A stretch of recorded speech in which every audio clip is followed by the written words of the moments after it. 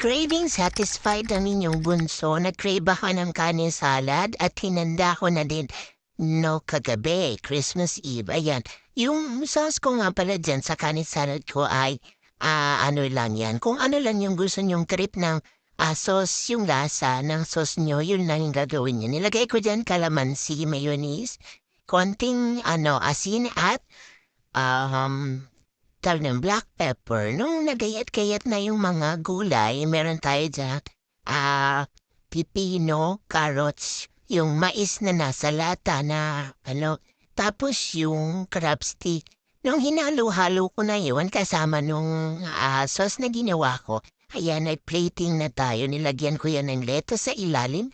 Tapos, nilagay ko na din yung kane salad natin. Ang sarap-sarap niyan, guys. First time kong gumawa niya, nakita ko lang yan sa YouTube.